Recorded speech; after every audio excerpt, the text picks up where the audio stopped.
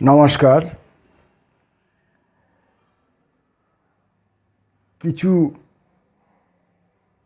সংসারী কাজ যাকে একজন কবিতা প্রেমীর কাছে যে কাজগুলিকে অকাজ বলে মনে হয়, সেই গুরুত্বপূর্ণ অকাজগুলির মধ্যে ব্যাপৃত থাকার জন্যে অনেক সময় গুরুত্বহীন কাজগুলি আমাদের করা হয়ে ওঠে না। তেমনই কাল আমি স্বপ্নদাঁত পড়ার সুযোগ পাইনি। আজকে স্বপ্নদাঁতের পঞ্চম পর্বটি পড়ব। এখন এই স্বপ্নদাঁতের পঞ্চম পর্বটি বিস্তার হচ্ছে এই বইটির 21 পৃষ্ঠা ব্যাপী। এই বইটা আপনাদের আগেও দেখিয়েছি।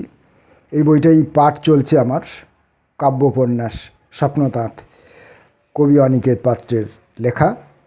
এর 5 নম্বর পর্বটি মোট 21 পৃষ্ঠা ব্যাপী। সেটি একবারে পড়া আমার পক্ষেও সম্ভব হবে না, আপনাদের পক্ষে শোনাও সম্ভব হবে না। আর অন্তত 3টে পর্বে আমাকে এটা পড়তে হবে। কম করে তিনবার আমাকে এই পর্বটা 3 ভাগে ভাগ করে পড়তে হবে। আমি এখন সময় নষ্ট না করে পড়াটা শুরু করি। আবার স্বপ্নদাঁতের পঞ্চম পর্ব। লক্ষ লক্ষ ভাবনা ব্যথায় সাতটি আহ্নিক গতির ভূঘূর্ণন দুলিয়ে গেল অনুর মনে। কাজে কাজে সময় কাটে, যদিও এখন গ্রীষ্মাবকাশ, ক্লাসের ছুটি। 7টি আহ্নিক গতি অর্থাৎ 7 দিন কেটে গেল অনুর, অনন্তর 7 দিন কেটে গেল। গ্রীষ্মের ছুটি এখন, তবুও কাজের মধ্যে 7টা দিন কেটে গেল। প্রকৃতি এখন ঘাসে ঘাসে সহজ সবুজ, বৃক্ষলতা পাতা ঝরিয়ে কচি পাতায় থর থর আকাশমুখী। এত সুন্দর বেথিয়ে গেলে কোথায় শোপে এত ব্যথা? ঘাসের বুকের গুল্ম ব্যথা দীর্ঘ হয়ে অনুর মোড়ে মিলিয়ে গেল। 12 বৈশাখ বুধবারেতে সকাল সকাল পৌঁছে গেল প্রান্তিকেতে ট্রেনে চেপে বর্ধমানের রেল স্টেশনে অনন্ত রায়। সিঁড়ি ভেঙে নেমে এলো 1 নম্বর প্ল্যাটফর্মে। RMSের ডাকবক্সে গোটা চারেক খাম ফেলল বিচারধর্মী লেখাও সব, খবর কাগজ অফিস মুখে। এসব করেই পড়ার খরচ উঠে আসে।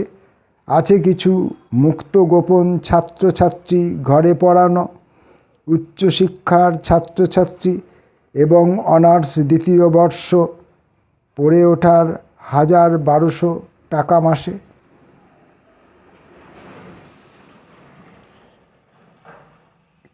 কিছু কাগজে ফিচারধর্মী লেখালেখি করে, সেই ফিচারধর্মী লেখালেখিগুলো সে RMSের ডাক বক্সে পোস্ট করলো অনন্ত রায়। এখান থেকে সে কিছু টাকা পায় এবং কয়েকটি ছাত্রছাত্রী পড়িয়ে তার কিছু টাকা ওঠে। এর থেকেই তার নিজের পড়াশোনার খরচটা ওঠে। টিকিট হাতে বেরিয়ে গেল স্টেশন থেকে। গেটে কোনো চেকার মশাই ছিলেন না কো কালো কোটে। টাউন সার্ভিস বাসে চেপে চলল অনু রাজবাটিতে। পৌঁছে গেল 10টা বেজে ঠিক 10-এতে। 10 দণ্ডের মধ্যে এলো চৌকি ঘরে উৎসবতী।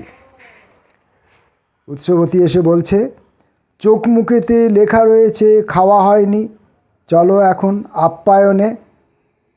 যেখানে খেতে যাবে, সেটা হোটেল হোক, রেস্তোরাঁ হোক, দোকান হোক, যাই হোক, সেই দোকানটির নাম আপ্যায়ন। এবং সেখানে কলা পাতা পেরে ওরা খাবে। কলা পাতায় আমিষ খাবো 2 জন মিলে, যদিও আমি নিরামিষাশী মা হারানোর বছর থেকে। যে বছর মা মারা গেছে সে বছর থেকেই সে আমিষ খাওয়া ছেড়ে দিয়েছে। মা হারানোর খবর শুনে কুঁকড়ে গেল অনন্ত প্রাণ।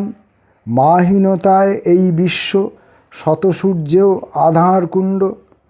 হাঁটতে হাঁটতে ভেবে চলেছে উৎসবতীর সঙ্গী মানুষ। একটু হেঁটে রিক্সা নিল মহিলা কলেজ গেটের কাছে।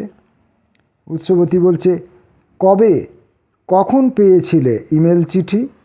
ভালো ছিলে? বাড়ির খবর পেয়েছো নাকি? অনন্ত রায় বলছে, মাত্র এক রাতের জন্য গিয়েছিলাম পরানডাঙ্গায়। লোহাশালে চাকরি করার ডাক এসেছে। চাকরি নেব ভেবেই আমি হ্যাঁ লিখেছি। স্কুল সার্ভিস কমিশনের যা অবস্থা ভরসা পাই না। বেশ দেখছি এদিক ওদিক ধরাধরি, সুপারিশের ব্যাপার স্যাপার, টাকা পয়সার হতেও পারে। ভুল ভাবনা। বাড়ির সবাই ভালো আছে। পরের দিনই ভোরবেলাতে গ্রাম ছেড়েছি। ফিরে এসেই দুপুরবেলা তোমার চিঠি হাতে পেয়েছি। সেটা তো হলো বৈশাখ মাসের 5 তারিখে। উৎসবতী বলছে, ভালো একটা খবর দিলে। নেটের রেজাল্ট, রিভিউ রেজাল্ট কবে বেরোবে? মন বলছে নেটটা পাবে। রিভিউ রেজাল্ট কী ভাবছ? অনন্ত রায়, নেটের রেজাল্ট এই পক্ষেই বেরিয়ে যাবে। রিভিউ রেজাল্ট কবে বেরোবে জানা যায়নি। 5 নম্বর পুড়িয়ে দিয়ে হয়তো কিছু বেশিই হবে। কমে গেলে সবই গেল। মুখস্থটা করে পরে উগরে দিতে মন চায় না বলেই কিন্তু এত ঝামেলা। নেটটা বোধহয় হয়ে যাবে। না হলে পর বসবো আবার পরের বছর। 55% তো না হলে পর সবই গেল। লোহাশালে চাকরি পাবার জোর দস্তুর চেষ্টা করব। 200 নম্বরের লেখা পরীক্ষা দিতে হবে শোনা যাচ্ছে। তাও না হলে বিএডের পর এমএড করে আবার নেটের সুযোগ নেব। উৎসবতী বলছে, আশা রাখো, ভালোই হবে। চাকরি পাওয়া খুবই জটিল হয়ে যাচ্ছে। মামা কাকার যুগের দিনে বিশেষ করে এই চাকরির ডাক পাওয়াটা দারুণ ব্যাপার। অনন্ত রায়, তোমার বিদেশ ডাকের কাছে ওটা তো একটা ফুঁয়ের মতো। উৎসবতী, কেন মিছে তুলনা করো? আমরা সবাই যে যার মতো। তুমি কবি অনন্ত, আমি। মা হারিয়ে অন্ধপথে হাঁটতে হাঁটতে তোমাকে সাথে পেয়েছি বলেই ডাক পেয়েছি। আমি মানি গোপন কোণে, কবি তুমি, সত্য তুমি। স্বপ্নদোলায় জাগিয়ে দিতে তোমার জুড়ি দেখি নাকো। কবি রেখায় মাতিয়ে গেলে প্রাণ অপ্রাণ মিলিয়ে দিতে। কেন তুমি কুঁকড়ে আছো? তুমি তো কোনো ভুল করনি। আমি কি তোমাকে কষ্ট দিলাম? না, এই তো ব্যস্ত আছি। অনন্ত রায় উত্তর দিল।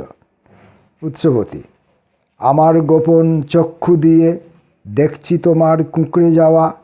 সহজ হয়ে বলতে পারো তোমার মনের তীব্র কথা। যা তুমি বলতে চাও বলো। তুমি কুঁকড়ে আছো, জড়ো হয়ে আছো কোনো একটা মানসিক জটিলতায়। তুমি যা ইচ্ছে আমাকে বলতে পারো। ওরা নামলো রিক্সা থেকে। ভাড়া মিটিয়ে হেঁটে ঢুকলো আপ্যায়নে। উৎসবতী সবুজ একটি খাম ধরালো কবি অনন্তর বাঁ হাতেতে।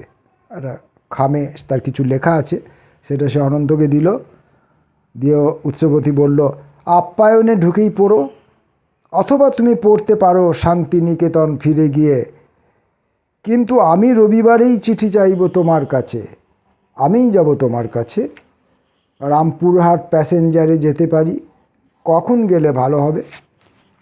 চিঠিতেই আদান প্রদান হচ্ছে, মত বিনিময় যেভাবে হয় প্রেমিক প্রেমিকার যুগলের মধ্যে চিঠির প্রেমপত্রের আদান প্রদান, সেভাবেই ওদের প্রাথমিক প্রেম পর্ব তো হয়েই গেছে। এখন ওদের বোঝাপড়ার লেনদেন, মানসিক অবস্থার যে ভাবনা চিন্তা, সেগুলোর লেনদেন হচ্ছে। তো উৎসবতী একটি খামে চিঠি দিয়েছে। এখন সে অনন্তর কাছ থেকে তার প্রত্যুত্তর চায়, এবং সেটা সে ডাকের মাধ্যমে চায় না। সে নিজেই যাবে রামপুরহাট প্যাসেঞ্জারে ওর কাছে, ওর মেসে গিয়ে ওর কাছ থেকে চিঠিটা নেবে। অনন্ত রায় বলছে, ভালোই হবে। উথলে ওটা প্রাণের খবর। খুব সকালেই চলে এসো। এদিক ওদিক ঘুরে ঘুরে সব দেখব। পরান্দলুই মাটি বুকের কাজ দেখাবো। তুমি ওকে প্রমোট করবে আমেরিকার জর্জিয়াতে। শক্তিশালী মাটি হবে, শিল্প বাঁচে। পেটের ভাতের জন্য রোজই উত্তরায়ণ সাফাই করে। একটু দেখো, আমি নিশ্চিত ভাবিয়ে দেবে পরাণ দাদার পোড়া মাটির শিল্প মাত্রা। পরাণ দলুই বলে এক ভদ্রলোক, তিনি মাটির কাজ করেন, সেই কাজে অনন্ত মুগ্ধ। সে উৎসবতীর কাছে দাবি করছে যে সে আমেরিকার জর্জিয়াতে গিয়ে যেন এই পরাণের কাজের জন্য সুপারিশ করে। সে নিশ্চিত পরাণের কাজের একটা মূল্য আছে এবং সে মূল্য পেতে পারে যদি তাকে সহযোগিতা করা হয়। উৎসবতী বলছে, আপন মনে স্বপ্ন টানে যেতে চাই না আমেরিকাতে, যেতে হবে বাবার ঠেলায়। আপন মনে স্বপ্ন টানে যেতে চাই না আমেরিকাতে। আমার স্বপ্ন বা আমার মনের টান আমেরিকাতে নেই, আমেরিকায় আমি যেতে চাই না, কিন্তু বাবা জোর করে পাঠাচ্ছেন বলে আমাকে যেতে হবে। কালো মানুষ পরিচয়ে বাঁচতে চাই না ওদের পাশে, কড়িকেন্দ্রিক জীবনযাপন আমার যে নয়। অনন্ত বলছে, গবেষণার স্বার্থে তোমাকে যেতেই হবে, যদিও এমন হবার কথা ছিল না কো।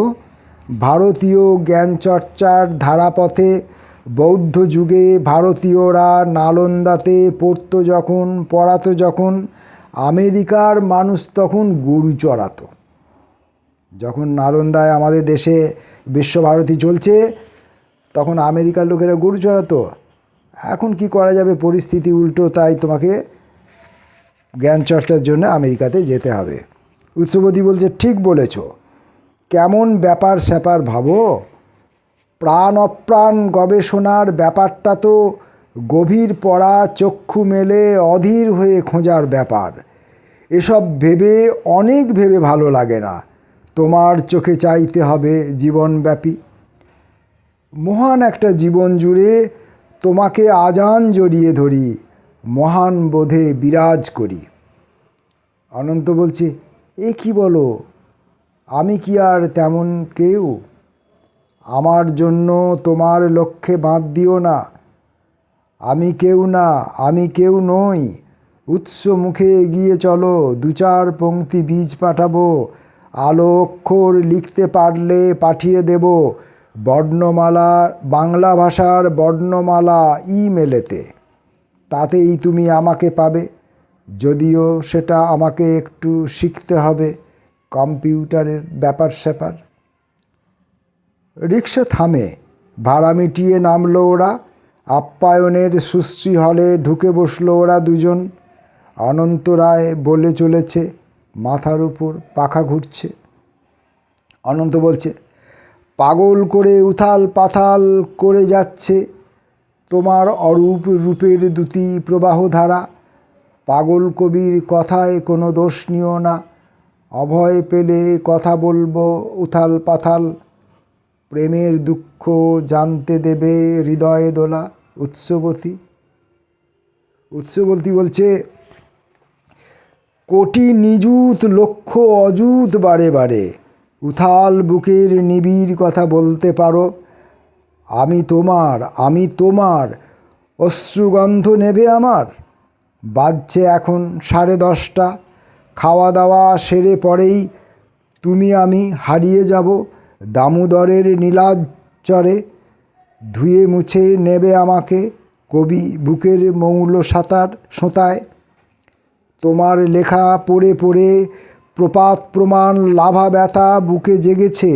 তোমার মেধা ধারণকারী শরীর পদে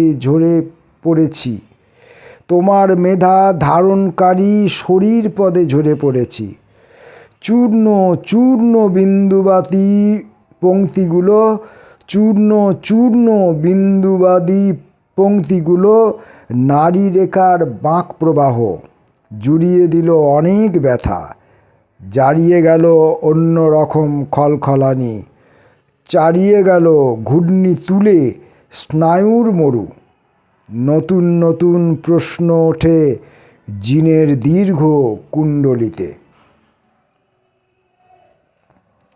অনন্ত বলছে, লক্ষ্য করবেন এর মধ্যে কিন্তু সমস্ত রকম ইতিহাস, ভূগোল, বিজ্ঞান, ফিজিক্স, কেমিস্ট্রি, বায়োলজি, এই কাব্য সমগ্রের উভয়ের কথাবার্তার মধ্যে এই সব জ্ঞানের পুষ্টি রয়েছে।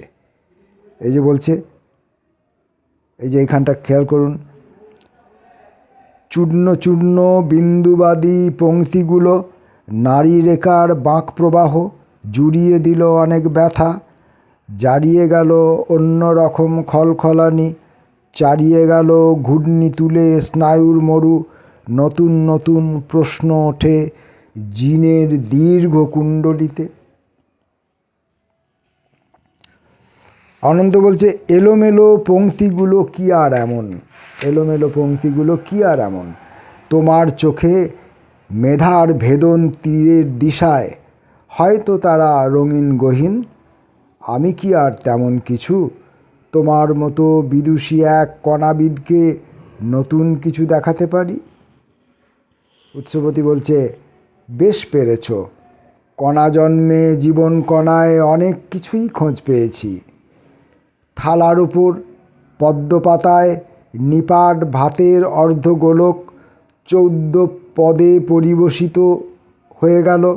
উৎসবতী বলে উঠল, দই দেবে না রুই পোস্ত, পাকা মাছের টকও দেবেন, শীঘ্র আনুন, তাড়া আছে। তৃপ্তি করে খাচ্ছে ওরা, খেতে খেতে অনেক কথা। খেয়ে দিয়ে হাত ধুয়ে পর মৌরি নিল, সঙ্গে ছিল চিনির ঘনক, দাম মিটিয়ে নিবিড় দুজন বেরিয়ে এলো।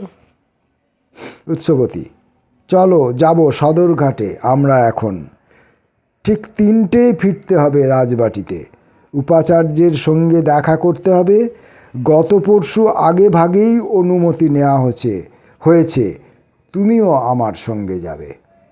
অনন্ত বলছে না না, আমি বাইরে থাকবো, তুমিই যাবে, কথা বলবে, সেখানে কি আমার কোনো ভূমিকা আছে?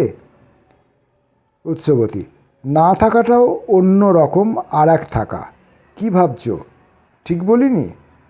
তা তো বটেই, তা তো বটেই। তবে তবে তবে কেন এড়িয়ে যেতে চাচ্ছ তুমি? চলো একটা বাসে উঠি। বাসে উঠেছে ওরা দুজন। ওরা নামবে সদরঘাটে। আরামবাগের বাসে চেপে একটু পরেই নেমে পড়ল। নেমে পড়েই পূর্ব মুখে বেঁকে গেল নদের বুকে শীর্ণ ধারা, অল্প জলে ছোট্ট ছোট্ট ডিঙি নৌকো ভেসে রয়েছে, মাছ ধরছে জেলে কেওট, কেউ বা তোলে ভিজে বালি। ট্রাক নেমেছে নদের খাদে, চোখ টেনে নেয় ডিঙিগুলোর আদিম দোলা। 11:15 বেজে গেছে, বইছে হাওয়া রুক্ষ খড়, লাল ওড়নায় ওর পড়ে না উৎসবতীর শ্রীফল বক্ষ।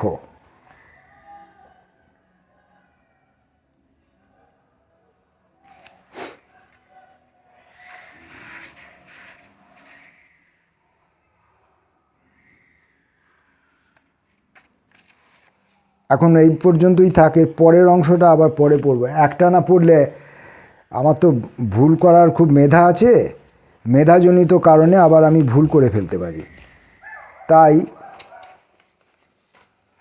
এখন এই পর্যন্তই থাক। নমস্কার।